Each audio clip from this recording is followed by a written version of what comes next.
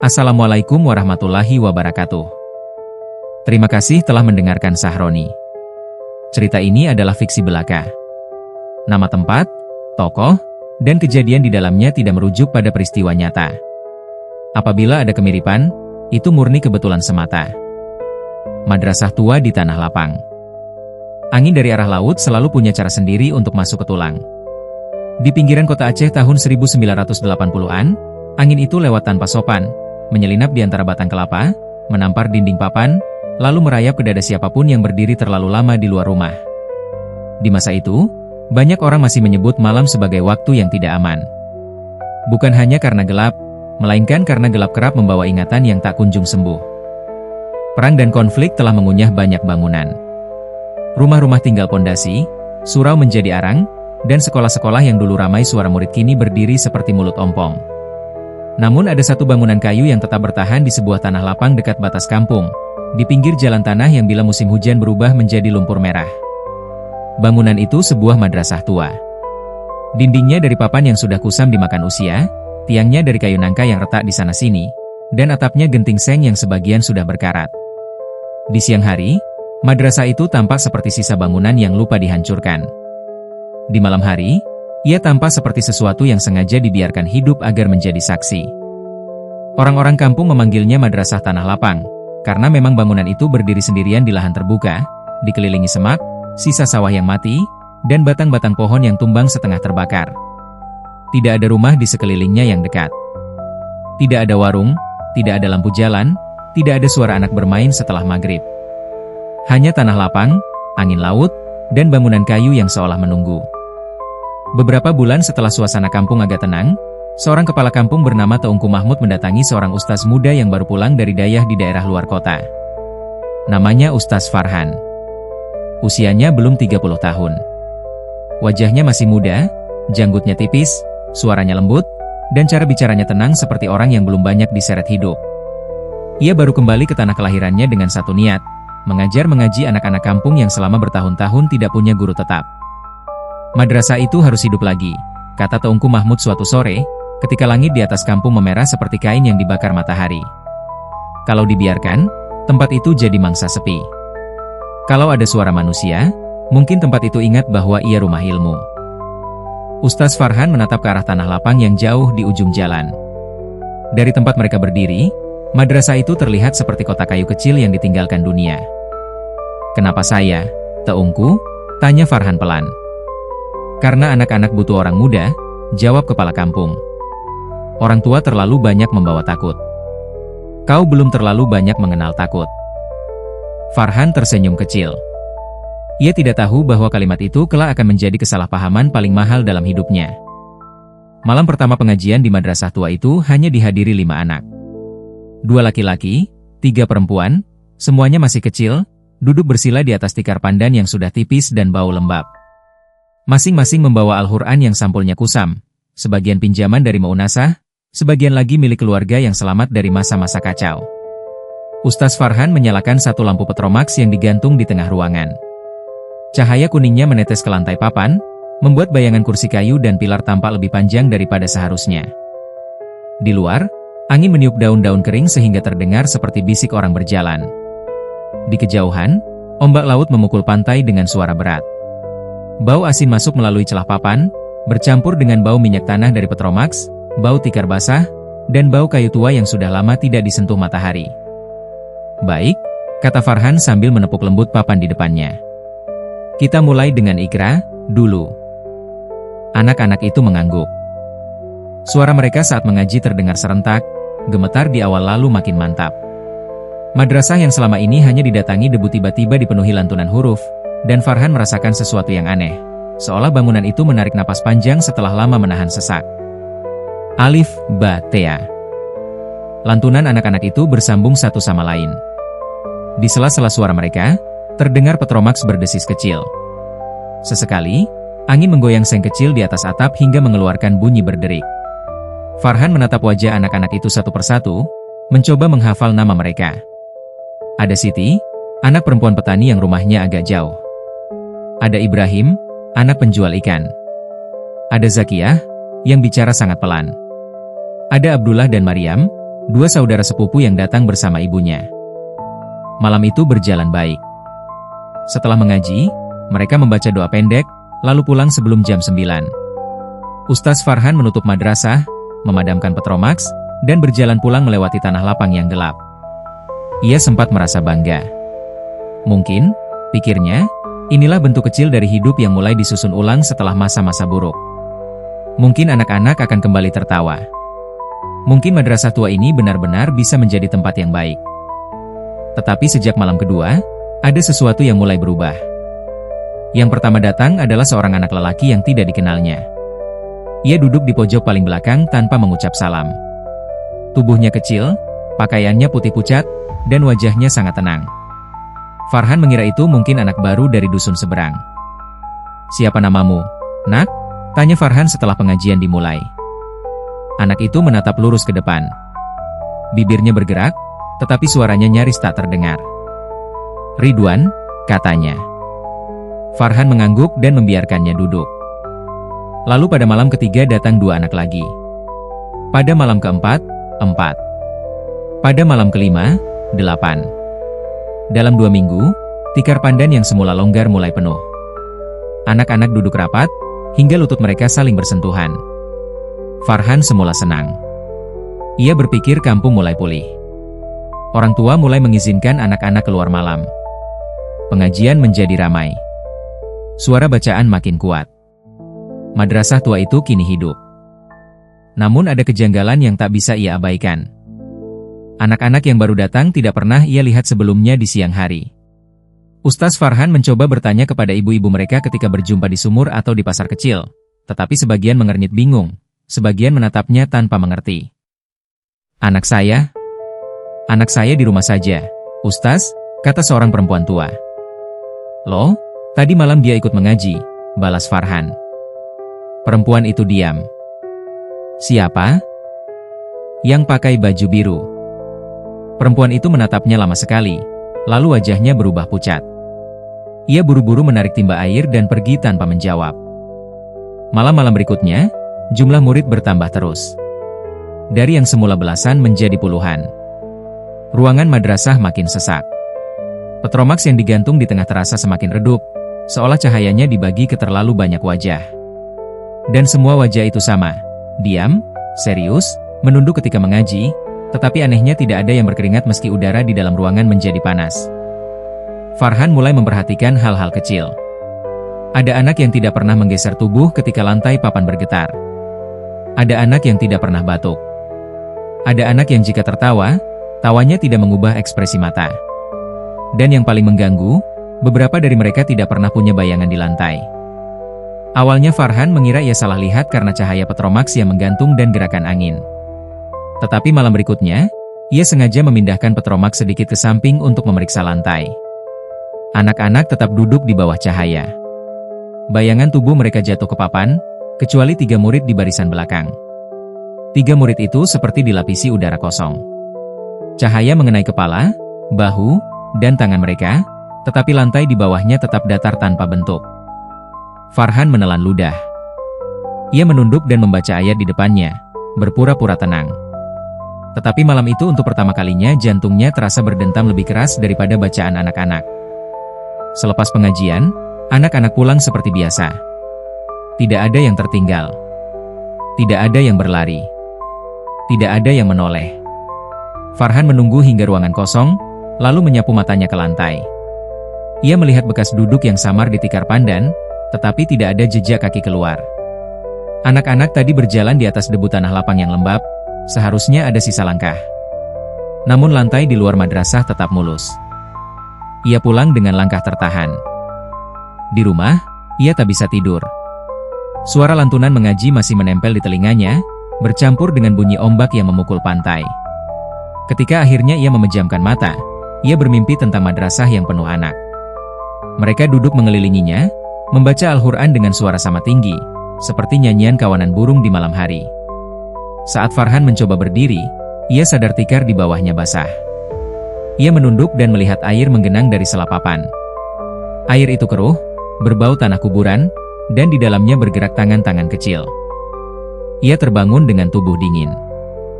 Besoknya ia pergi menemui Teungku Mahmud. "Teungku," katanya, "siapa yang dulu membangun madrasah ini?" Kepala kampung itu terdiam lama. Matanya yang mulai keriput bergerak ke arah jendela, seolah ia tak ingin menjawab. "Banyak orang," katanya akhirnya. "Sebelum perang, tempat itu dipakai mengaji anak yatim. Setelah itu kosong. Tidak ada yang lain? Tidak ada cerita?" Teungku Mahmud mengusap wajahnya. "Ada cerita, tapi orang kampung jarang mau menyebutnya." Farhan menunggu. "Dulu tanah lapang itu bukan lapang," kata sang kepala kampung pelan. "Dulu itu tanah kubur. Lama sekali. Kuburan orang-orang tak dikenal. Masa penjajahan, masa ribut, masa pembantaian. Banyak yang dikubur cepat-cepat. Ada yang tak sempat disyalatkan. Ada yang tak sempat diberi nama. Lalu kampung berkembang, orang-orang meratakan sebagian tanah itu, membangun jalan, menanam pohon, menaruh madrasah. Katanya supaya tempat itu jadi baik.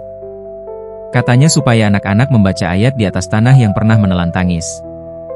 Farhan mendengarkan, dan untuk pertama kalinya ia merasa madrasah itu tidak berdiri di atas tanah, melainkan di atas sesuatu yang sedang memandang balik. "Kenapa saya baru diberitahu sekarang?" "Karena selama ini tidak ada yang berani mengajar di sana malam-malam," jawab Teungku Mahmud. "Tapi kalau ada anak-anak datang, kami pikir itu pertanda baik. Mungkin tempat itu sudah jinak." Farhan ingin berkata bahwa tempat itu tidak jinak. Tapi ia menahan diri. Kepala kampung hanya menatapnya, lalu menambahkan dengan suara yang lebih rendah, "Kalau ada yang aneh, baca saja lebih banyak ayat. Jangan berhenti di tengah." Malam itu Farhan datang lebih awal. Ia membawa air zam-zam sedikit dari rumah pamannya, membawa kitab kecil, dan membawa seutas tasbih kayu yang biasa ia pegang ketika cemas. Ia memeriksa madrasah dari luar. Angin laut berhembus lebih keras. Di tanah lapang, rumput liar bergoyang seperti rambut basah.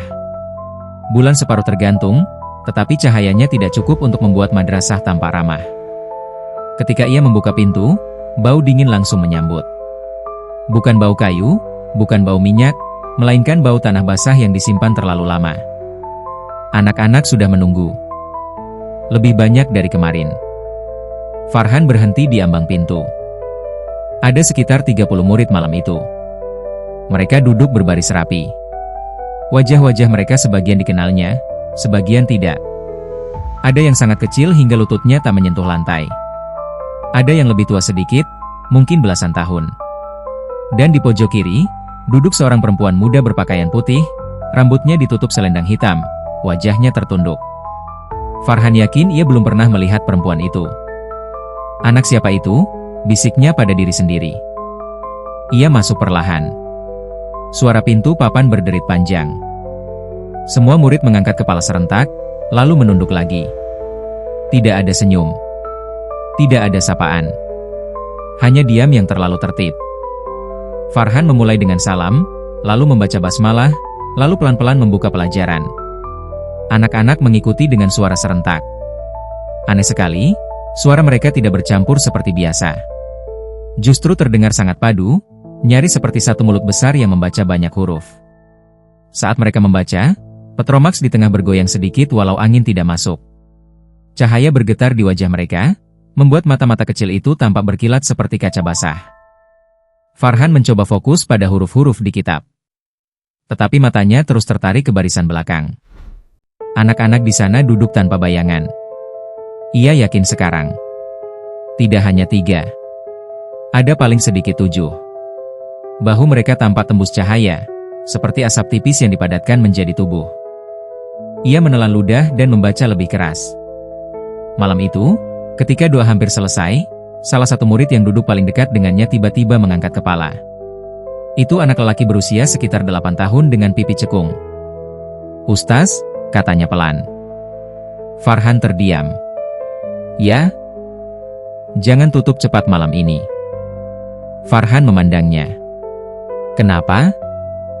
Anak itu tidak menjawab. Bibirnya memucat. Matanya menatap ke arah pintu belakang madrasah, ke bagian ruangan yang gelap dan tak tersentuh cahaya petromaks. Farhan ikut menoleh. Tidak ada apa-apa. Ketika ia menoleh kembali, Anak itu sudah tidak ada. Bukan pergi. Bukan lari. Hanya hilang, seperti asap yang ditarik keluar oleh celah tak terlihat. Farhan berdiri cepat. Jantungnya memukul dada. Mana anak tadi? Murid-murid lain tetap duduk. Tidak ada yang menjawab. Farhan menghitung wajah mereka. Tadi ada 30. Sekarang 29. Ia memeriksa sudut ruangan, bawah meja, dekat dinding. Tidak ada. Hanya tikar, papan, dan cahaya petromax. Siapa yang lihat dia keluar? Tanya Farhan, suaranya mulai pecah. Tak ada jawaban. Baru setelah beberapa detik, seorang anak perempuan yang duduk dekat pintu berkata dengan suara sangat kecil, dia memang tidak pernah duduk lama, Ustaz. Farhan menatapnya. Maksudmu apa? Anak itu mengangkat wajah. Dari jarak dekat, kulitnya tampak terlalu pucat, hampir abu-abu. Malam-malam begini, yang datang memang selalu pulang duluan sebelum doa. Farhan tidak mengerti. Tapi kata-kata itu membuat bulu kuduknya berdiri. Malam itu ia menutup pengajian lebih cepat dari biasanya. Tetapi sebelum sempat membacakan doa penutup, angin dari luar mendadak masuk seperti dorongan tangan besar. Pintu madrasah terbuka sendiri, padahal ia yakin sudah menutupnya. Petromax bergoyang keras. Lampu menyala meredup. Anak-anak di hadapannya serentak menunduk. Dan dari luar, di tanah lapang, terdengar suara langkah. Banyak. Terdengar seperti orang berjalan di atas tanah kering, menuju madrasah dengan tenang. Langkah itu berhenti di luar pintu. Lalu sesuatu mengetuk. Tok. Tok. Tok. Farhan tidak bergerak. Ketukan itu datang lagi. Tok. Tok. Tok. Ia memandang pintu. Kayunya tua, berwarna hitam lembab, dan celah di bawahnya menghembuskan udara dingin yang jauh lebih dingin dari biasa. Anak-anak di dalam ruangan tetap diam. Tidak ada yang menoleh. Tidak ada yang terkejut. Farhan menggenggam tasbihnya. Siapa di luar? Tanyanya, suaranya serak. Tidak ada jawaban.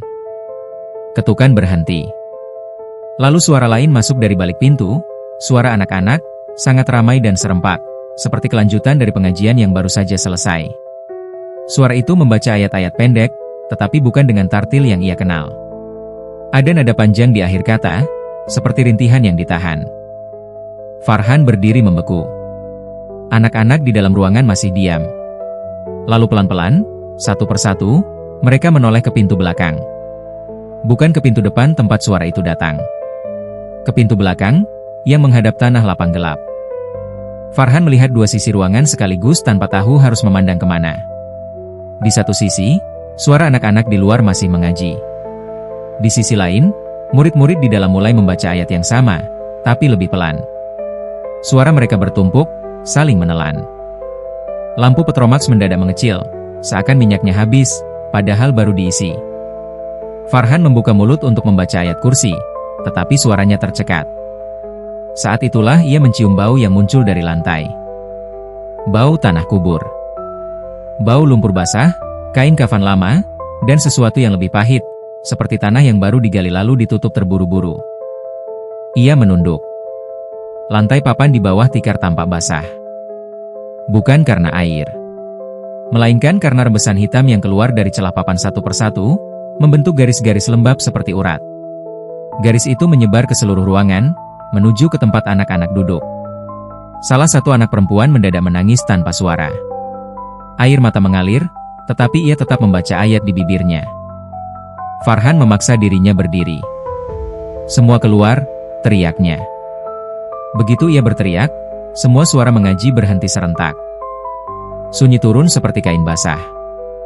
Dalam kesunyian itu, Farhan mendengar sesuatu di bawah lantai. Suara.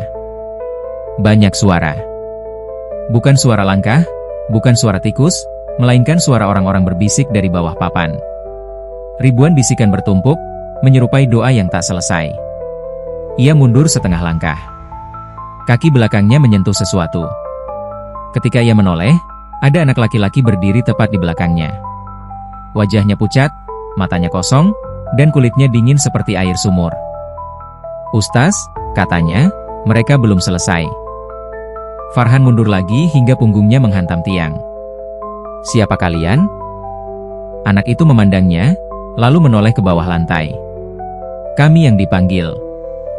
Pada saat itu, petromaks padam. Gelap menelan ruangan. Farhan mendengar napasnya sendiri, lalu bunyi serempak dari seluruh penjuru ruangan. Bukan dari tempat duduk murid, melainkan dari dekat dinding, dari bawah lantai, dari belakang pintu, dari ruang kosong yang tak terjangkau cahaya. Suara-suara itu mengaji. Serempak. Lembut. Tidak tergesa. Farhan meraba tasbih, membaca ayat dengan suara yang patah-patah. Ia hampir tidak bisa melihat apapun. Hanya garis putih samar dari pintu, dan di sana, di ambang gelap, siluet anak-anak berdiri berderet. Lebih banyak daripada yang tadi ada di dalam. Lebih banyak dari yang pernah datang. Di antara siluet itu, ia melihat seorang perempuan tua membawa lampu minyak yang tidak menyala. Di sebelahnya ada seorang lelaki tanpa kepala, tetapi tangannya memegang mushaf. Di belakangnya lagi, berdiri anak-anak kecil dengan tubuh transparan, seolah tersusun dari kabut yang dipadatkan. Mereka semua tidak berbicara. Mereka hanya menatap. Farhan merasa lututnya lemas. Lalu suara dari bawah lantai kembali terdengar, kali ini lebih jelas, lebih dekat. "Jangan berhenti," bisik suara itu. Farhan menggigil. "Siapa kalian?" Jawaban datang serempak dari segala arah. Yang ditinggalkan. Lampu petromaks tiba-tiba menyala lagi. Cahaya kuningnya jatuh ke seluruh ruangan dan memperlihatkan pemandangan yang membuat Farhan nyaris jatuh. Tak ada satupun murid yang masih duduk di tempatnya. Bangku-bangku kosong. Tikar pandan basah. Namun di atas lantai, masih ada bekas lutut kecil, banyak sekali, memanjang sampai ke pintu belakang. Jejak-jejak itu bukan jejak kaki biasa. Itu lebih mirip goresan tanah basah di atas papan, seperti sesuatu yang merangkak dari bawah ke atas. Farhan memutar badan cepat. Pintu belakang terbuka lebar. Di luar, tanah lapang membentang hitam di bawah bulan. Angin laut bertiup lebih tajam, membawa bau garam dan bau tanah terkoyak. Di tengah lapang, tampak lubang-lubang kecil yang tidak ada sebelumnya. Seolah-olah tanah di sana baru saja dibuka dari dalam. Dan di sekitar lubang itu, berdiri anak-anak. Banyak sekali. Mereka diam saja, menatap ke arah madrasah. Farhan ingin lari. Tapi kakinya seperti ditahan. Salah satu anak yang berdiri di luar maju ke depan. Ia perempuan kecil dengan rambut dikepang, wajahnya yang pucat menyala terkena bulan. Farhan mengenalnya. Itu Siti, murid pertama yang pernah datang. "Ustaz," katanya, suaranya jauh lebih tua dari tubuhnya, "kami sudah lama menunggu orang yang bisa menyelesaikan doa." Farhan menatapnya. "Kalian siapa?" Siti memandang ke tanah lapang di belakangnya. "Kami yang tidak sempat dibacakan." Farhan tidak mengerti. Suaranya keluar terbata-bata, "Madrasah ini untuk belajar." "Dulu iya," jawab Siti. "Sekarang juga." Di belakang anak-anak itu, tanah lapang mulai bergerak pelan. Bukan seperti tanah tertiup angin, melainkan seperti sesuatu di bawahnya sedang bangun. Permukaan tanah mengembang di satu titik, lalu retak dari tengah.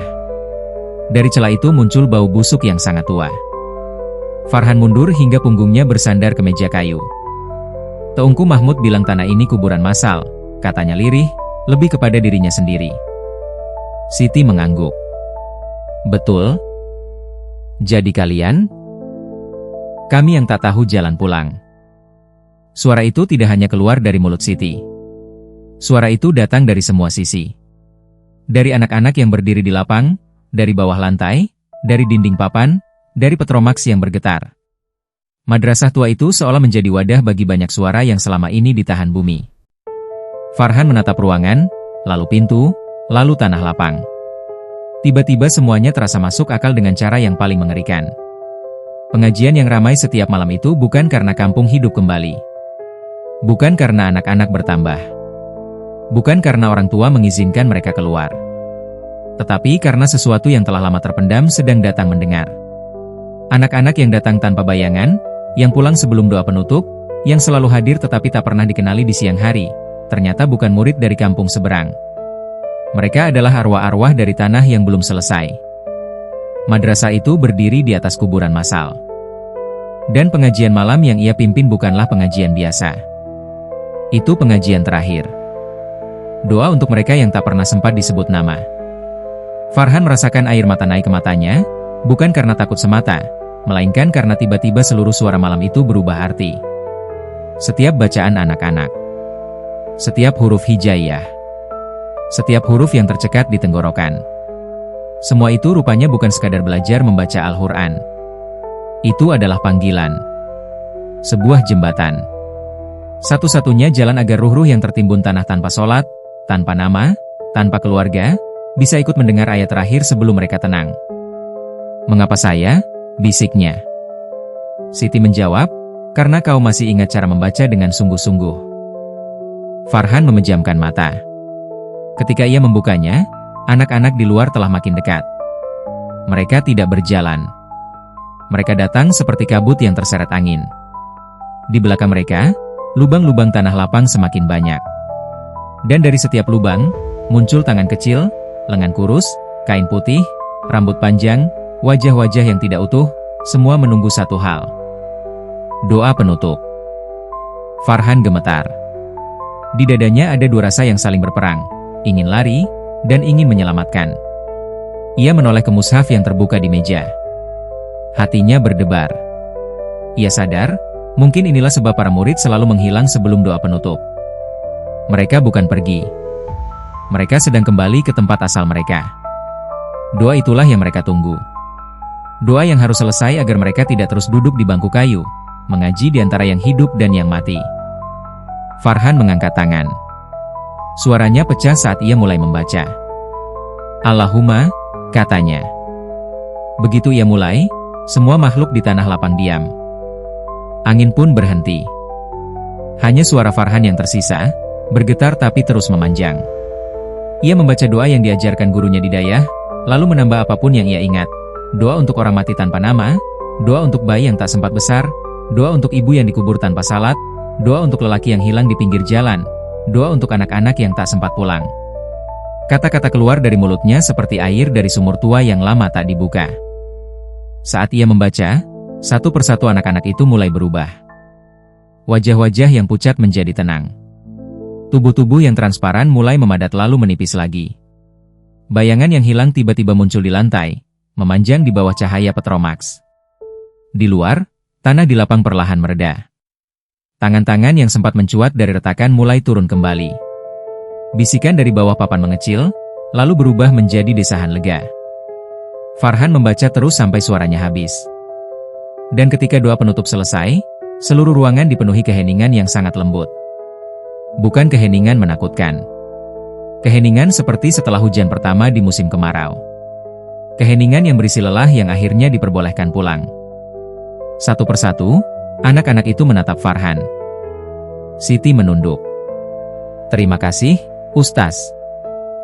Lalu mereka mulai menghilang. Bukan dengan suara keras. Bukan dengan tubuh yang jatuh. Mereka menghilang perlahan, seperti embun yang diserap pagi. Satu wajah menjadi kabur. Satu tangan hilang. Satu sosok memudar. Hingga akhirnya ruang madrasah kembali kosong, hanya menyisakan petromaks, tikar pandan, dan angin laut yang kembali masuk lewat celah papan. Farhan berdiri lemah. Kakinya hampir tidak sanggup menopang tubuh. Ia memandang keluar. Tanah lapang tetap ada. Tetapi kali ini, di bawah cahaya bulan, ia melihat sesuatu yang tidak pernah ia perhatikan sebelumnya. Di beberapa titik, tanah tampak lebih tinggi, seperti banyak gundukan kecil yang ditumbuhi rumput tipis. Ia baru mengerti bahwa selama ini ia mengajar di atas lapisan nama-nama yang terkubur diam-diam. Keesokan harinya, ia menceritakan semuanya kepada Teungku Mahmud. Kepala kampung itu tidak tampak terkejut. Ia hanya menutup mata lama, lalu menghela napas. "Berarti benar," katanya lirih. "Yang datang malam-malam itu bukan anak kampung." "Kenapa tidak ada yang bilang dari awal?" "Karena kami takut," jawabnya. "Dan karena kadang tempat seperti itu hanya mau dibukakan oleh orang yang masih sanggup membaca tanpa tergesa." Setelah itu, Pengajian tetap dilanjutkan. Namun Farhan mengubah beberapa hal. Ia tidak lagi membaca terlalu malam. Ia membuka jendela lebih lebar. Ia mengajak orang tua ikut duduk sebentar. Ia menyalakan lebih dari satu lampu, dan sebelum mulai, ia selalu mengucapkan doa untuk arwah yang tak dikenal. Anehnya, setelah doa penutup malam pertama itu, tidak ada lagi murid aneh yang datang. Yang datang benar-benar anak kampung. Anak-anak hidup. Mereka datang dengan tawa, dengan sandal yang berdebu, dengan hidung yang masih belepotan ingus, dengan mata mengantuk. Mereka membaca huruf dengan salah, tertawa ketika dimarahi, lalu pulang berlarian ketika azan Isya selesai. Madrasah tua itu perlahan berubah. Papan-papannya masih tua. Atapnya masih berkarat. Bau laut masih masuk. Tetapi malam-malamnya tidak lagi serupa. Sesekali, ketika angin sangat dingin dan langit amat gelap, Farhan masih merasa ada yang berdiri di barisan belakang. Bukan untuk menakut-nakuti. Hanya menunggu. Lalu ketika ia membaca doa penutup, hawa itu menghilang, ringan, seperti orang yang akhirnya diizinkan pergi setelah terlalu lama duduk di kursi yang bukan miliknya. Bertahun-tahun kemudian, orang kampung tidak lagi menyebut madrasah itu angker. Mereka menyebutnya tempat yang sabar. Anak-anak tumbuh, sebagian menjadi guru mengaji, sebagian menjadi nelayan, sebagian pindah ke kota. Tetapi setiap kali malam tertentu datang dan angin laut bertiup lebih dingin dari biasa, orang-orang tua akan berkata, dulu di sana ada pengajian yang tak tampak. Dan mereka akan diam sesaat, bukan karena takut, melainkan karena hormat. Karena di atas tanah yang pernah memendam banyak sunyi, pernah berdiri seorang ustaz muda yang berani menyelesaikan doa. Dan lewat doa itulah, arwah-arwah yang tak sempat tenang akhirnya pulang dengan damai. Terima kasih telah mendengarkan Sahroni. Semoga amal ibadah kita semua diterima oleh Allah Subhanahu wa Ta'ala, diampuni segala dosa-dosa, dan diberi hati yang selalu ingat untuk membaca doa dengan ikhlas. Wassalamualaikum warahmatullahi wabarakatuh.